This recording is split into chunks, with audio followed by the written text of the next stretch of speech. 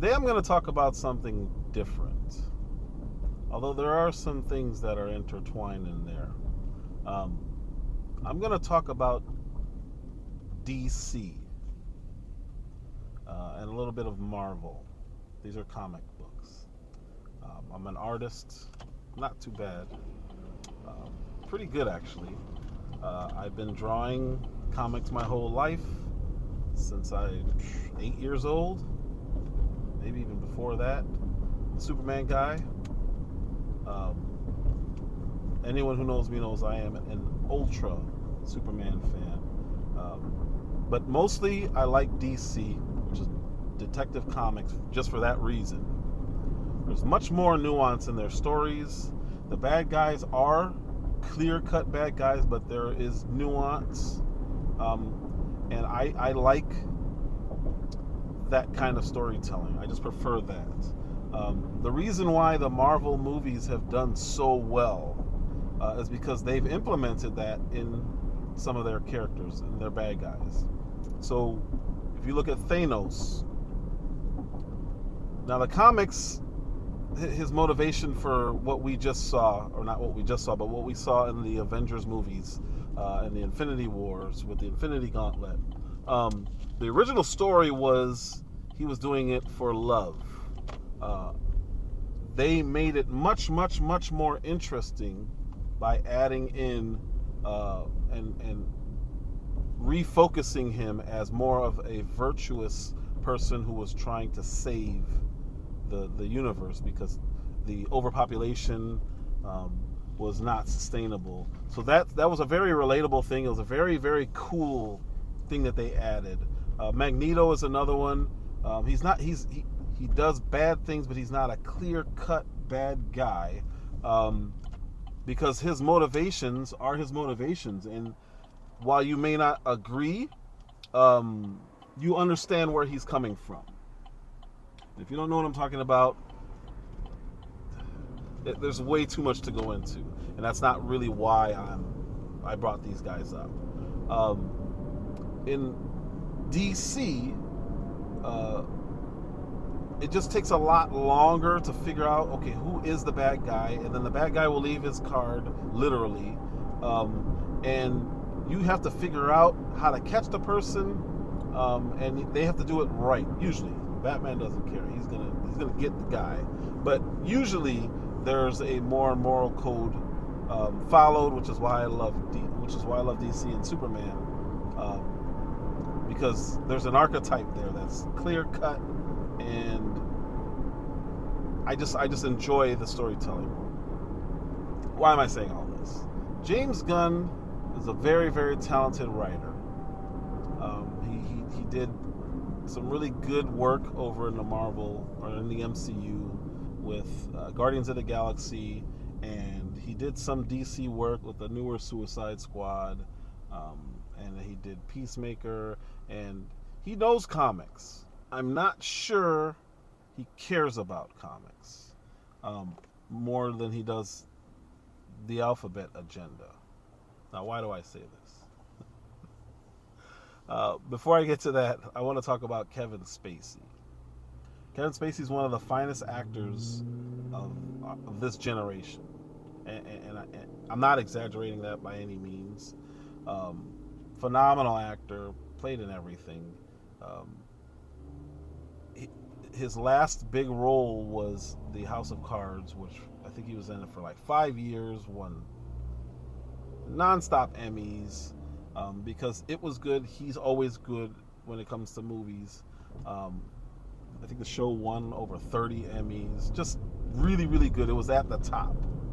And then it came out that he has perversions towards younger kids. I say kids from 14 to 16 to 17, but the 14s where it's like, okay, we can't allow this guy to represent our company and keep moving forward. And they pulled him off the show, even though they were just allegations.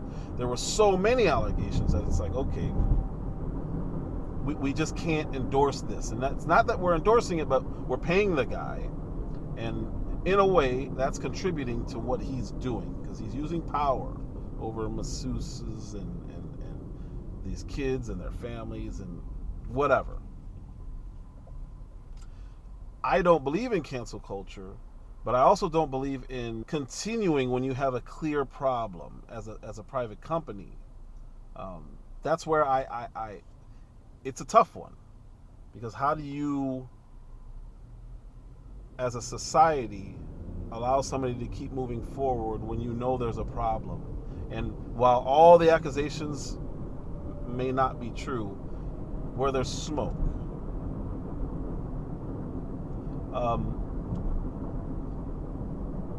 DC has a problem right now where James Gunn is now in control of them, very similar to how Kevin Feige is in control over the MCU, where they wanna bring all the projects together and have one overseer so they can keep some kind of coherency.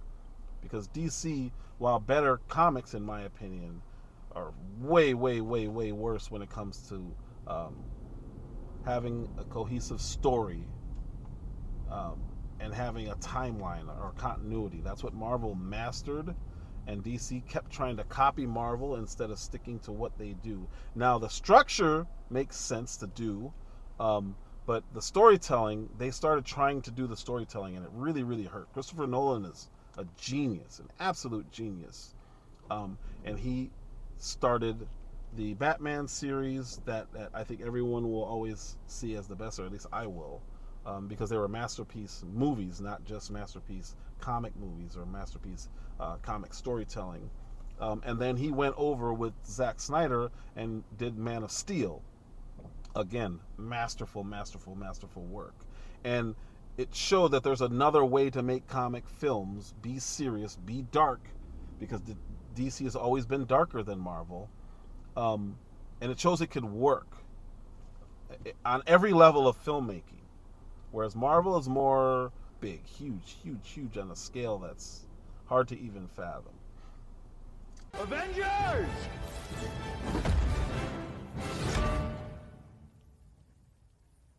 Assemble. DC is much, much more personal and much more about individuals. Why do you want to kill me?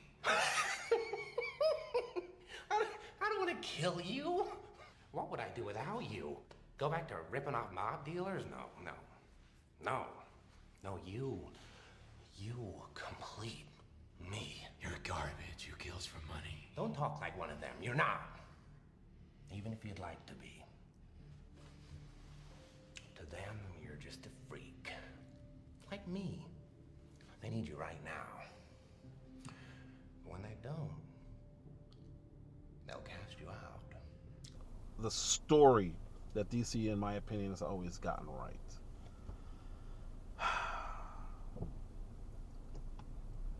James Gunn came in and cleared most of the former DC characters and storylines and pretty much all of it. He's going to revamp, start over. He got rid of Henry Cavill, who was, in my opinion, the best Superman we've seen. And I won't even go into why I feel that way. He got rid of Henry Cavill. He's doesn't look like he's going to pursue Justice League. But it's what he's keeping that bothers me the most, and it is the Flash. Ezra Miller is the guy who plays the Flash. He did a really good job in the Justice League movie. But he's worse than Kevin Spacey when it comes to behavior. So that makes me question why he's kept, and the epitome of morality in the story of Superman, even though they're going to reboot it, the epitome of morality was seen as, we got to get rid of this. Because Ezra Miller is a bad human being. As an actor, he was funny. But this is a guy who had a full relationship with a 12-year-old, who tried to have another relationship with another 12-year-old. He's choked women. He's got drug problems. He's gotten restraining orders taken out against him. He's not a good person. I mean, he's broken into his own neighbors' homes for liquor. Like, there's something wrong with this guy. But because he's recently come out and put lipstick on it appears as if he's going to get a pass for those behaviors, even though they're far worse. At least Spacey was trying to have consensual relationships, not justifying that they were with kids. But Ezra Miller is just a bad. He's doing crimes. Why is his film? I don't care if he dies in the first 30 seconds. I heard that may be what happens. I don't care if it's a brutal death. Why are we paying and rewarding this guy for essentially grooming and being a violent person? Why is he being kept on? To me, that loses me as a consumer. I want nothing to do with this movie. I want nothing to do with DC. I question James Gunn's motives because he's had his own history with saying outrageous stuff about children. And I wonder if this is more of a movement than it has to do with the actual characters of the people that he's supposed to be writing. I don't believe this is about comics. I believe this is about that alphabet mafia agenda. And I know this sounds crazy. I really do. I really know. I fully understand. But you have to look at it from how I'm looking at it. Why would you get rid of a story that is the prototypical archetype of good versus evil? I know he's bringing another one back out. But he's discarded that, and he's focusing on the Peacemaker, which was hilarious. But you couldn't get much more perverse than that show. That's going to be his focus. The Weasel's going to be his focus. He's a weasel. He's harmless. I mean, he's not harmless. He's killed 27 children. But, you know, we got him to... I think he's agreed to do this. Whatever the case, does everyone get in a position to drop? This has nothing to do with the typical hero stories, which is good versus evil. Evil may win.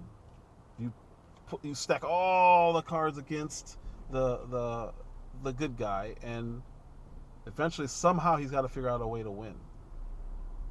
And Marvel's done such a great job when they did Avengers and the Infinity War. You really were like, oh my God, the bad guy won.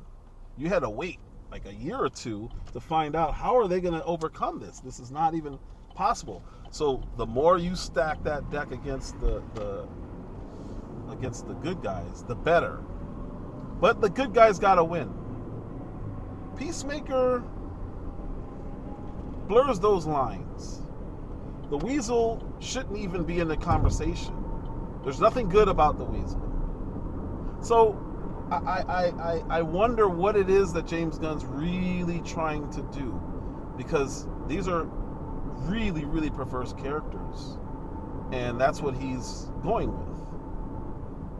And then he's using other obscure comic characters that are popular, cultish popular, but he's not running with the stories that we know, and it bothers me because this has nothing to do with comics, in my opinion. This is the reason I'm talking about it, because it does spill over into a cultural issue that we're having, and I think that that's what his focus is. I don't think he cares about these comics. I think he knows about them. Again, I don't think he cares about them, and it's bleeding over into a genre that I love so much and I followed for so long that I can't watch the perversion slide in there and ruin it. It's impossible for me to be okay with it. And that's why I'm gonna be done with DC until he's gone and they start focusing back on the actual stories. I don't want anything to do with this. I don't like, it's kind of like when you have sports and they start focusing on things that aren't sports, it really bothers me. And I think that's what James Gunn is bringing to DC. He knew he could only go so far with Marvel, and they won't tolerate that. They don't mind the subtleties, but I mean, this is pure perversion. That's what we're promoting here.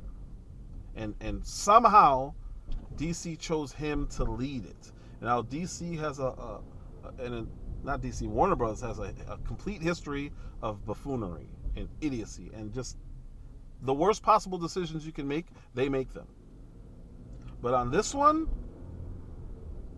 I don't know if it's a movement, and that's what it feels like, and that's why I can no longer support the DCU. And now he's in charge of the cartoons also, people. That's a complete infiltration in my opinion, and it makes me very uncomfortable.